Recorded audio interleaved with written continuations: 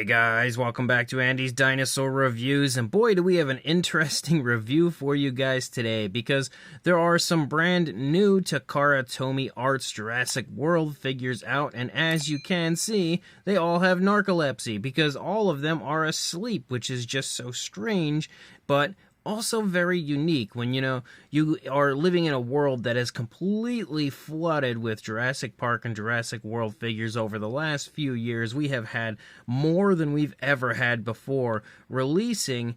I mean, what can you really do to make them a little different? I guess you put them to sleep, because all of these figures are absolutely unconscious, including a Mosasaurus that is actually diving up out of the water and I guess choking on a shark now because he passed out halfway through. And you can see those eyes are closed. This Mosasaurus is absolutely unconscious, so either he's feeding in his sleep or he absolutely passed out on his way up and definitely is going to choke to death now on that shark. But again, we've got 5 different figures in this lineup. We've got a Mosasaurus, a Velociraptor Blue, a T-Rex, an Indominus Rex, and a Triceratops. I do want to give a huge shout out and a thank you to my good friend Dino Mike Mac, who was awesome enough to pick these up for me, because actually purchasing them in China is definitely a little bit cheaper than purchasing them here, which the only place I've actually seen these for sale so far would be on AliExpress, which is where I will link you guys to at the end of the video, of course. But again, definitely props and a thank you to Dino Mike Mac for helping me to acquire these. But they definitely look interesting, that's for sure. So as always, let's jump to a closer look and check them out from there. So since it might be the most ridiculous one overall, we'll begin with the Mosasaurus. Now, you can very clearly see the Mosasaurus looks pretty decent when it comes to a Jurassic World version. I think they've captured the overall likeness to it for the most part in, at least okay fashion. But you can also very clearly see, again, the eyes are closed, which means our Mosasaurus is somehow sleeping and feeding and diving out of the water all at the same time. We do have some okay looking sculpt and detail, absolutely replicating the likeness of the Mosasaurus from Jurassic World pretty nicely. We've got that kind of armored sort of a look here running along the back. You also have some nice looking scale detail and skin texture here to the top of the head that does of course run around here into the side of the head. You've got a darker blue for the upper part of the Mosasaurus, a lighter tone here, kind of like a very light sort of a blue, kind of mixed with like a light gray or an off-white that leads back here and definitely transitions to a light blue down there. That is primarily the coloration of the underside of the Mosasaurus. You can also see the pink there for the inside of the mouth, as well as the teeth, which are sculpted pretty decently, all sculpted together for the most part, but they look okay. They are painted with a white, and you can even see the throat here on the underside of the Mosasaurus. We also have the tail sticking up here out of the water, which actually transitions to a lighter tone right there for the tip of the tail. You can see the water itself also has a nice bluish appearance, but not just a blue. They've actually added a little variation of color to it. Almost looks like there's actually some greenish tints in there, as well as other variations of blues, and it has kind of a satin shine to it, giving it that water-like look, which is really cool, again, to see that they, even on something goofy like this, did really, put quite a bit into this Mosasaurus. It does look pretty cool as far as that water goes. And then, of course, we also have a shark there on the inside of the mouth, obviously kind of jumping back to Jurassic World when you see the Mosasaurus feeding in that film and eating a shark. The paintwork has a gray for the upper side of the shark and then a white for the underside, but there's not really a whole lot when it comes to fine detail or texturing on the shark. You can just see it's basically smooth.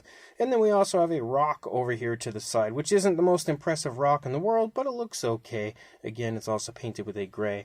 So the Mosasaurus, even though it's kind of confusing as to how it's doing this, does look pretty cool. We've also got Velociraptor Blue. Now, one thing about the dinosaurs that is a little obnoxious when it comes to these figures is there is a super obvious seam behind the heads, and it seems like almost all of them have it.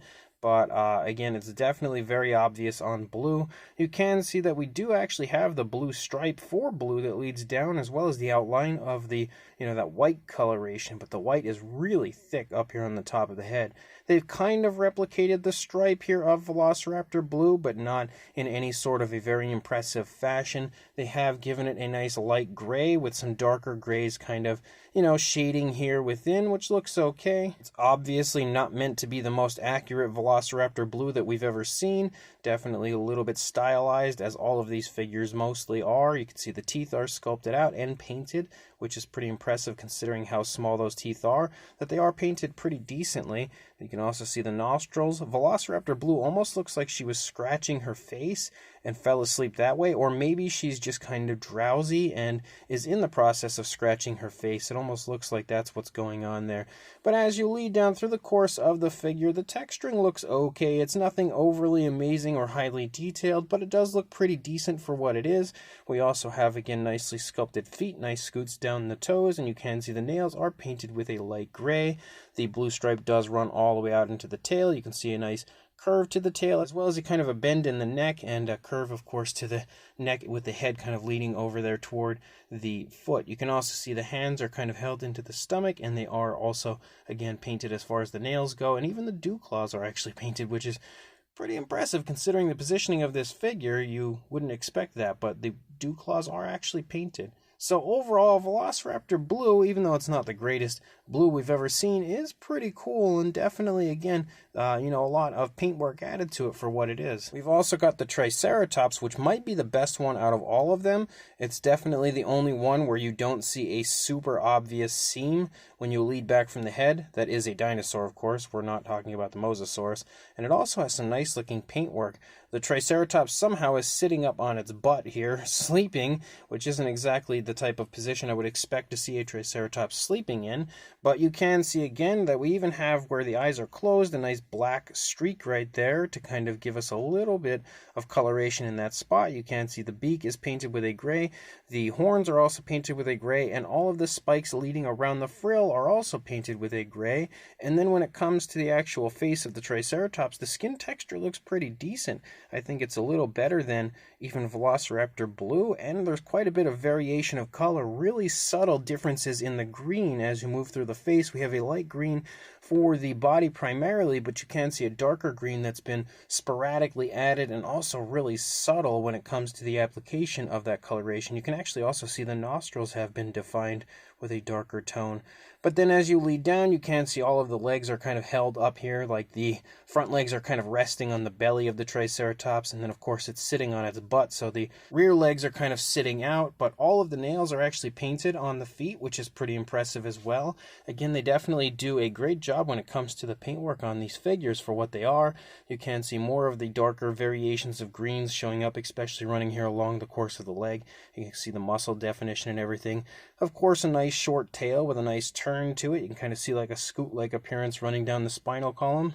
And again, more of that variation where we see different shades of greens as you move through the course of the figure of the Triceratops. So I definitely like him. I think he's actually quite adorable. Then we've also got Rexy, of course, which the actual texturing of Rexy doesn't look that great. And in general, I think it might be the one that looks the furthest away from what the dinosaur, well, actually maybe the Triceratops doesn't really look at all like what a Triceratops looks like in Jurassic World, but the T-Rex also looks a little off. You can still see, though, again, we've got variation of color similar to what we saw with the different greens on the Triceratops. You have different browns with the T-Rex. You can also see that the eye is painted again with that black there where it's closed.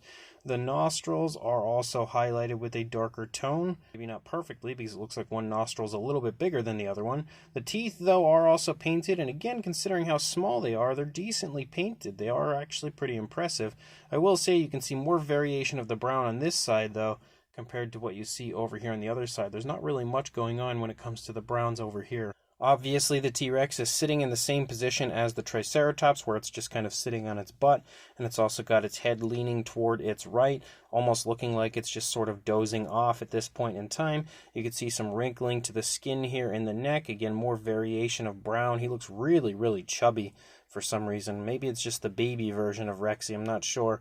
You can also see, again, as we lead up here, you can definitely take notice to the obvious differences in the, variation of color, as we have a light brown running along the side up here, but then a darker brown over here. So they did apply a good bit of variation of brown, but they didn't apply it in the most natural way, where it looks like it would be the color scheme of the T-Rex. I feel like they could have done a little bit of a better job.